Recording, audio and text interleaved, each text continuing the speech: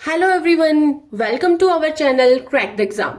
तो आज हम स्टार्ट करेंगे एक न्यू सब्जेक्ट के साथ, दैट इज पॉलिटी। और पॉलिटी आपको सबको पता है, हर एग्जाम के लिए इंपॉर्टेंट है, चाहे यूपीएससी हो। यूपीएससी में तो सबसे ज्यादा आती है, स्टेट के कोई भी पीसीएस के एग्जाम हो उसमें आती है, और बाकी जितने भी कॉम्पिटिटिव एग्जाम है उसमें पॉलिटी आती ही आती है। तो आपको ये आना ही चाहिए पॉलिटी। ठीक है, तो हम ना हर चीज को कवर करेंगे, छोटे से छोटे फैक्ट को इसमें कवर करेंगे। अगर फिर भी कोई डाउट है तो कमेंट सेक्शन में डाल दीजिएगा, और चैनल को लाइक, सब्सक्राइब और शेयर कर दीजिएगा। और मैं एक एक पॉइंट को कवर करूंगी और इसी लैंग्वेज में करूंगी ताकि आपको पॉलिटी से डर ना लगे। ठीक है, तो रोज वीडियो देखो। अगर कोई डाउट है चाहे एक वीक के बाद, तो प्लीज कमेंट सेक्शन में डाल दीजिएगा, मैं आपका पक्का जवाब दूंगी उसका। तो हम स्टार्ट करेंगे आज कॉन्स्टिट्यूशन से। तो मैं इसमें पढ़ाऊंगी आपको कॉन्स्टिट्यूशन क्या होता है, उसके फीचर्स क्या हैं। उससे पहले हम हिस्ट्री पढ़ेंगे, अच्छे से पढ़ेंगे हिस्ट्री। उस फंडामेंटल राइट्स क्या है, फंडामेंटल ड्यूटीज क्या है, हमारे prime minister, president, vice president, उसके council of minister, attorney general के बारे में। ठीक है, directive principle of state policy, parliament क्या है, 73rd और 74th अमेंडमेंट क्या है, अमेंडमेंट्स जो लेटेस्ट है जो आपको एग्जाम में आती है। एग्जाम पॉइंट ऑफ व्यू से मैं मैक्सिमम चीजें कवर करने की कोशिश करूंगी। ठीक है, तो स्टार्ट करें अपने टॉपिक के साथ, दैट इज कॉन्स्टिट्यूशन। और हिंदी में इसको कहते हैं संविधान। क्या बोलते हैं? संविधान। तो अगर इसको दो वर्ड्स में बाइफ्रकेट करें तो समर और विधान। संविधान का मतलब है, ये देखो, इसका मतलब है इक्वल और विधान का मतलब है लॉ। क्या मतलब है? इक्वल, और इसका क्या मतलब है? लॉ। तो इसके अकॉर्डिंग सब लोग लॉ के आगे क्या है? Equal. Everyone is equal before law, या ये बोल सकते हो law which is equal for all. वो लॉ जो सबके लिए क्या है? एक जैसा। दैट इज कॉन्स्टिट्यूशन, मतलब संविधान। उसको क्या कहते हैं? संविधान। अब वही चीज लिखी है मीनिंग ऑफ द कॉन्स्टिट्यूशन। जो कॉन्स्टिट्यूशन है हमारी कंट्री के लिए सुप्रीम लॉ है। तो अगर पूछे supreme law of the country, हमारी कंट्री का सबसे बड़ा लॉ, सुप्रीम मतलब सबसे ऊपर, वो कौन है? कॉन्स्टिट्यूशन। कॉन्स्टिट्यूशन से बड़ा हमारी कंट्री में कोई भी लॉ नहीं है। तो फर्स्ट एमसीक्यू यहीं से बन जाता है। और यूपीएससी वालों को तो स्टेटमेंट वाले क्वेश्चंस आते हैं, तो याद रखना फर्स्ट एमसीक्यू, हमारी कंट्री का सुप्रीम लॉ कौन है? कॉन्स्टिट्यूशन। और कॉन्स्टिट्यूशन हमें क्या बताता है कि हमारी गवर्नमेंट का कैसा स्ट्रक्चर होगा, फेडरल, पार्लियामेंट, आगे पढ़ाऊंगी, फेडरल है, पार्लियामेंट है, प्रेसिडेंट है, ये सब कुछ।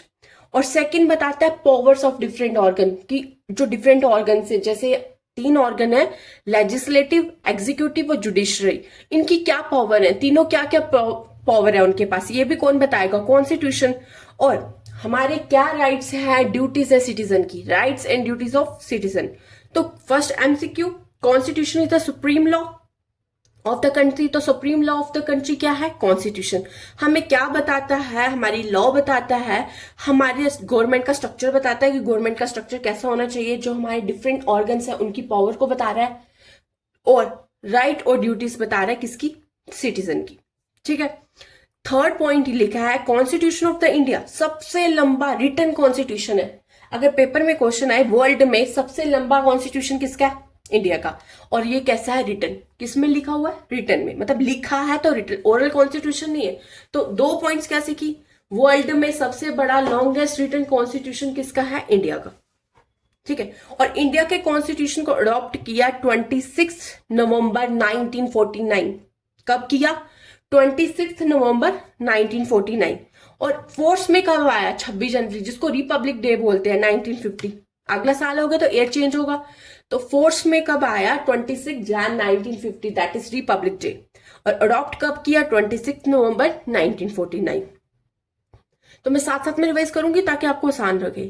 Supreme power law, constitution, structure बताता है गवर्नमेंट का, पावर बताता है, और राइट एंड ड्यूटीज बताता है सिटीजन की। सबसे लंबा रिटन कॉन्स्टिट्यूशन है, कब आया? 26 नवंबर को 1949। और फोर्स में कब लाया? 26 जैन 1950। अब सबसे इंपॉर्टेंट क्वेश्चन कि कॉन्स्टिट्यूशन लाने की जरूरत क्यों पड़ी? देखो, पहले क्या होता था? Monarchy system. मोनार्की मतलब राजा महाराजों को होता था, तो ना वो क्या करते थे, different section of the society के लिए डिफरेंट लॉ। क्या बनाते थे? Different section of the society के लिए डिफरेंट लॉ। लेकिन अभी आपने पढ़ा संविधान मतलब इक्वल फॉर ऑल। जो लॉ बनाना है वो सबके लिए क्या होना चाहिए, सेम। तो इसीलिए किसकी जरूरत पड़ेगी, कॉन्स्टिट्यूशन की, ताकि जो मतलब गुड गवर्नेंस, मतलब शासन जो है वो अच्छे से हो सके।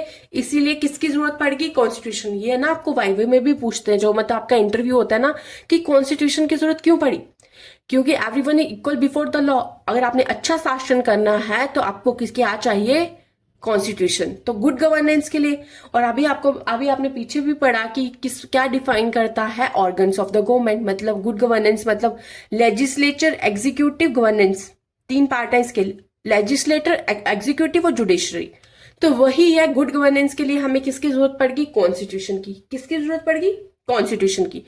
अगला ये है कि ऑर्गन्स, क्या ऑर्गन्स हैं गवर्नमेंट के, गवर्नेंस के क्या मतलब ऑर्गन है। तो इंडियन कॉन्स्टिट्यूशन प्रोवाइड करता है तीन ऑर्गन। कितने ऑर्गन है, तीन, लेजिस्लेचर, एग्जीक्यूटिव और जुडिशरी। और तीनों की पावर्स क्या है, अलग। तीनों वर्क करते हैं principle of separation of the power. तीनों की पावर्स क्या है, अलग। तो फर्स्ट स्टार्ट करें लेजिस्लेचर से। तो लेजिस्लेचर हमारे पास क्या है, law making body. Tag word मैंने आगे ही लिख दिए, तो एमसीक्यू आते हैं इसमें से, मैच द वॉलिंग कुछ ऐसा दिख जाएगा। तो लॉ मेकिंग बॉडी कौन सी है, जो लॉ बनाता है, दैट इज लेजिस्लेचर। तो वही लिखा है मैंने, मतलब लेजिस्लेचर इज द, मैंने एक एक पॉइंट अच्छे से लिखा है, तो प्लीज चैनल को लाइक, सब्सक्राइब और शेयर कर दीजिएगा। Legislature is the law making body of the country. आप ना आगे सब पढ़ लेते हो इंपॉर्टेंट टॉपिक, लेकिन बीच में छोटे छोटे कंसेप्ट आपके मिस हो जाते हैं। तो मेरी यही कोशिश रहेगी कि इंपॉर्टेंट टॉपिक से पहले मैं आपको छोटे छोटे बेसिक चीजें सिखा दूं, स्टार्ट से जीरो। जिसको पॉलिटी नहीं आती, डरने की जरूरत नहीं है, मैं आपके हर डाउट को क्लियर करूंगी, ठीक है। तो लॉ मेकिंग बॉडी कौन सी होती है, लेजिस्लेचर। जो लेजिस्लेचर है उसका काम ही क्या है, लॉ बनाना। आप देखो दो लेवल होते हैं, एक स्टेट लेवल और एक यूनियन लेवल। और जो यूनियन लेवल पे हमारा लॉ बनाता है वो है पार्लियामेंट। याद रखना, लेजिस्लेचर में सबसे इंपॉर्टेंट कौन है, पार्लियामेंट। कौन है, पार्लियामेंट। आप देखो इंडियन पार्लियामेंट ना किसका बना है, ये ना बच्चे हमेशा गलत करके आते हैं क्वेश्चन। क्यों, वो लिख देते हैं लोकसभा, राज्यसभा। इंडियन पार्लियामेंट में क्या आंसर लिख के आते हैं, या लोकसभा या राज्यसभा। लेकिन उसके अलावा president is also the part of Indian parliament. तो लेजिस्लेचर का मतलब क्या है, लॉ बनाना। और यूनियन लेवल पे जो है वो है पार्लियामेंट। सेंटर के लेवल पे कौन है, पार्लियामेंट। तो इंडियन पार्लियामेंट कितने ऑर्गन का बना है, तीन। प्रेसिडेंट, याद रखना, आगे पढ़ेंगे जब आएगा हमारा पार्लियामेंट, पर स्टार्ट में थोड़ा सा, प्रेसिडेंट, लोकसभा, राज्यसभा। अब लेजिस्लेचर का काम क्या है, मैंने अभी आपको बता दिया क्या काम है, लॉ बनाना। जो लॉ बनाता है उसको क्या बोलते हैं, लेजिस्लेचर। और ये ना जो सेकंड आएंगे ना हमारे एग्जीक्यूटिव, उनको भी कंट्रोल क्या करता है, उनको ये कंट्रोल करेगा लेजिस्लेचर। और बजट को पास यही करेगा, क्योंकि आपको पता ना साइन चाहिए होते हैं प्रेसिडेंट वगैरह के, तो वो करेगा। और कॉन्स्टिट्यूशन को अमेंड भी कौन करता है, लेजिस्लेचर। प्रेसिडेंट चाहिए, पार्लियामेंट चाहिए, ठीक है। और अगर कोई नेशनल इश्यूज है उसको भी डिस्कस कौन करता है, लेजिस्लेचर। लॉ भी ये बनाता है, बजट को पास भी ये करता है, एग्जीक्यूटिव को कंट्रोल करता है। और कोई अमेंडमेंट करनी है तो वो, अगर कोई नेशनल इशू है उसको भी डिस्कस कौन करता है, लेजिस्लेचर। तो in short legislature is the law making body. Example आती है पार्लियामेंट, ठीक है। और सेकेंड आता है हमारा ऑर्गन, दैट इज एग्जीक्यूटिव। कौन सा, एग्जीक्यूटिव। और एग्जीक्यूटिव का क्या मतलब है, लॉ इंप्लीमेंट बॉडी। जो लॉ बन तो गया लॉ, अब उसको इंप्लीमेंट करना है, तो वो लॉ इंप्लीमेंट कौन कराएगा, एग्जीक्यूटिव। थ्रू पॉलिसीज वगैरह लाते हैं, ये प्रोजेक्ट लाते हैं, तो ये थ्रू पॉलिसीज वगैरह ये लॉ को इंप्लीमेंट कराते हैं, ठीक है। वही लिखा है, execute if implements and enforces law. और वो बनाया किसने था, जो लेजिस्लेचर लॉ बनाता है उसको इंप्लीमेंट करने का काम किसका, एग्जीक्यूटिव। कैसे इंप्लीमेंट करते हैं, थ्रू पॉलिसीज वगैरह। अब अगर यूनियन की बात करो, जैसे वहां पे पार्लियामेंट था, और यहाँ पे क्या है, हमारा जो यूनियन एग्जीक्यूटिव है वो 5 चीजों का बना है। किसका, 5 चीजों। सबसे पहले प्रेसिडेंट, फिर वाइस प्रेसिडेंट, फिर प्राइम मिनिस्टर, फिर प्राइम मिनिस्टर के council of minister and attorney general. तो यूनियन एग्जीक्यूटिव 5 का, prime minister, sorry, president, vice president, prime minister, council of minister, attorney general. तो लॉ इंप्लीमेंट बॉडी हमारे पास क्या है, एग्जीक्यूटिव। अब एग्जीक्यूटिव के क्या काम है, जैसे उसका लॉ मेक करना तो इसका इंप्लीमेंट करना, वही। और लॉ और ऑर्डर को मेंटेन करता है। क्या मेंटेन करता है, लॉ और ऑर्डर को। अगर कोई फॉरेन पॉलिसीज है, थ्रू पॉलिसीज ही वो इंप्लीमेंट कराता है। अगर कोई फॉरेन पॉलिसी है उसको भी कंडक्ट कौन कराएगा, एग्जीक्यूटिव। बजट को पास कराने का काम, कंफ्यूज मत होना, बजट को पास कराने का काम किसका है, लेजिस्लेचर। लेकिन बनाता कौन है, प्रिपेयर कौन करेगा? एग्जीक्यूटिव। और ये अपॉइंट्स करता है ऑफिशियल को। अपॉइंट्स क्या करता है? ऑफिशियल को। समझ आ गया? Executive law implement body. Third आता है हमारा जुडिशरी। ये हमारी है law interpreting body. Law interpret करती है, उसको कहते हैं जुडिशरी। अब देखो, ये लॉ इंटरप्रेटिंग का मतलब पता क्या है? ये मैं पहले हिंदी में समझा देती हूँ। अब ये ही डिसाइड, मतलब इसमें आते हैं हमारे कोर्ट वगैरह, जितने भी कोर्ट है जुडिशियल, ये हमारी कॉन्स्टिट्यूशन को प्रोटेक्ट करता है। क्या करता है? जो चीजें कॉन्स्टिट्यूशन में लिखी है उनको प्रोटेक्ट करने का काम, गार्डियन ऑफ द, अगर आप पूछो ना गार्डियन, तो वो जुडिशियल है, ये उसको प्रोटेक्ट करता है। अब देखना, जैसे कि आप लॉ इंटरप्रेट का मतलब क्या है ये समझना। जैसे आपने बोल दिया कि ना यहाँ पे पार्किंग है, यहाँ पे व्हीकल को क्या करना है? पार्क, गाड़ी यहाँ पे पार्क होगी, ठीक है, यहाँ पार्किंग बन गई, ये वो।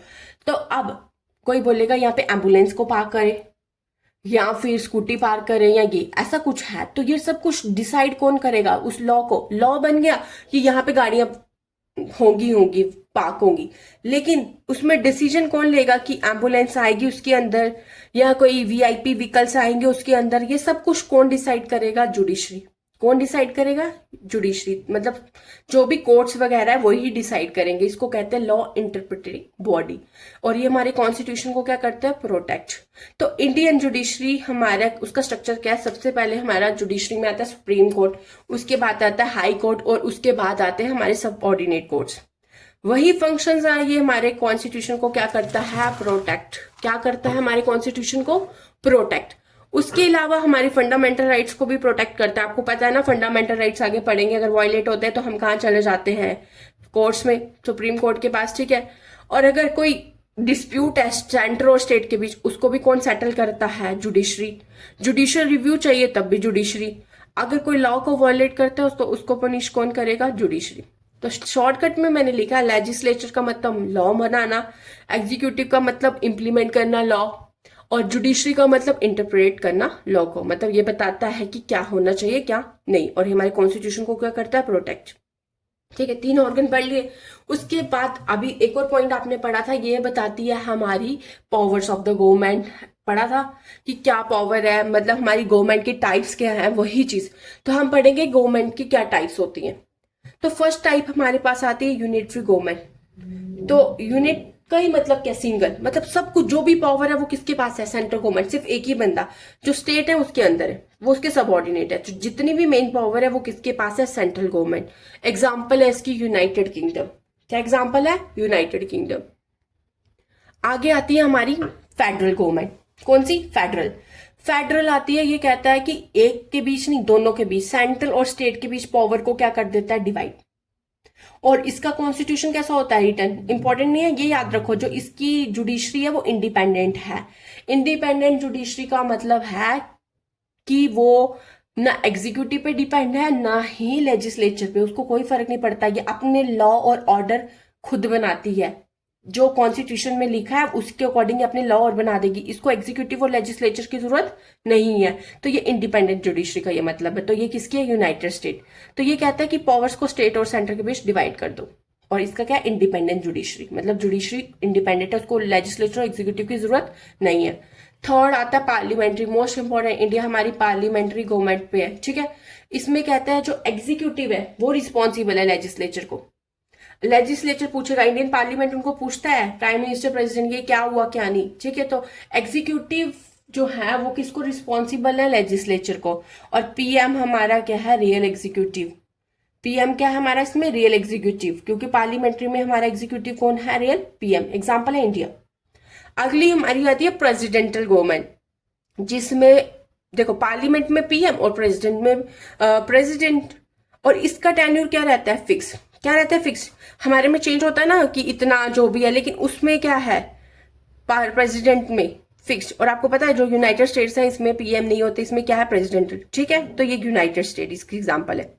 तो 4 गवर्नमेंट्स पड़ी, यूनिटरी सॉरी, फेडरल, पार्लियामेंट्री और प्रेसिडेंट। और इंडिया किस पे चलता है? पार्लियामेंट्री। ठीक, आगे स्टार्ट कर रहे हैं हम अपना पॉलिटी, जो पॉलिटी के लिए सबसे इंपॉर्टेंट है। जब हम स्टार्ट करते हैं ना, ये आप मिस कर देते हो। ये हिस्ट्री में भी पढ़ोगे वैसे आप। जब भी हम शुरू करेंगे ना तो कुछ बैटल्स आती हैं जिसके बारे में आपको पता होना चाहिए। कुछ बैटल लड़ी गई जिससे क्या होता है, ब्रिटिश इंडिया का कंट्रोल जो है, मतलब ब्रिटिश ईस्ट कंपनी है वो अपना कंट्रोल बना लेती है इंडिया पे। तो सबसे पहली बैटल जो ब्रिटिश इंडिया को हेल्प करती है that is battle of Plassey. Battle of Plassey लड़ी गई 1757। कब लड़ी गई? 1757। दो बंदों के बीच थी, मैंने लिखा अच्छे से पढ़ना। पहला था नवाब ऑफ बंगाल जिसका नाम था सिराज उद्दीन दौला, इसके बीच लड़ी गई। और ब्रिटिश, BEIC का मतलब ब्रिटिश ईस्ट इंडिया कंपनी, इसके कौन थे? Robert Clive. इन दोनों के बीच लड़ाई हुई और जीता कौन? British east India company. देखो कौन जीता? ब्रिटिश। बैटल ऑफ प्लासी कब लड़ी गई? 1757। नवाब ऑफ बंगाल, नाम लिखा है सिराज उद्दीन दौला और रॉबर्ट क्लाइव के बीच। तो विनर कौन थे? East India company. अब क्यों हारी? क्यों हारी? देखो, बिट्रायल बाय मीर जाफर। मीर जाफर जो थे वो ना नवाब ऑफ बंगाल के क्या थे? Commander in chief. इन्होंने इसको धोखा दिया था, इसी की वजह से ब्रिटिश इंडिया ईस्ट कंपनी जीत गई। ठीक है, पहला रीजन इसीलिए लॉस हुआ। दूसरा, इनके बीच जो उनकी मिलिट्री थी वो कमजोर थी और लैक ऑफ यूनिटी, वही मतलब उसने धोखा दिया, तो इसकी वजह से ईस्ट इंडिया कंपनी जीत गई। और यही इसका क्या रिजल्ट हुआ कि जो ब्रिटिश का जो पॉलिटिकल रूल था इंडिया में स्टार्ट हो गया। और मीर जाफर जो इसने गद्दारी की थी उसको क्या बना दिया? अब नवाब ऑफ बंगाल, क्योंकि सिराज उद दौला हार गए तो किसको बना दिया? मीर जाफर को। इसी के लालच में इसने क्या दिया था? उसको धोखा। ठीक है, तो बैटल ऑफ प्लासी किसके बीच लड़ी गई? नवाब ऑफ बंगाल सिराज उद दौला और रॉबर्ट क्लाइव। जीते कौन? East India company. ठीक है, और क्या रिजल्ट हुआ? ब्रिटिश का पॉलिटिकल रूल इंडिया में स्टार्ट हो गया और मीर जाफर को क्या बना दिया गया? नवाब ऑफ बंगाल। सेकेंड जो बैटल थी वो थी थर्ड बैटल ऑफ पानीपत। कब लड़ी गई? 1761 हरियाणा में। ठीक है, पानीपत हरियाणा 1761। अब थर्ड बैटल है, याद रखना, थर्ड बैटल ऑफ पानीपत 1761 किसके बीच लड़ी गई? अहमद शाह अब्दाली और मराठास।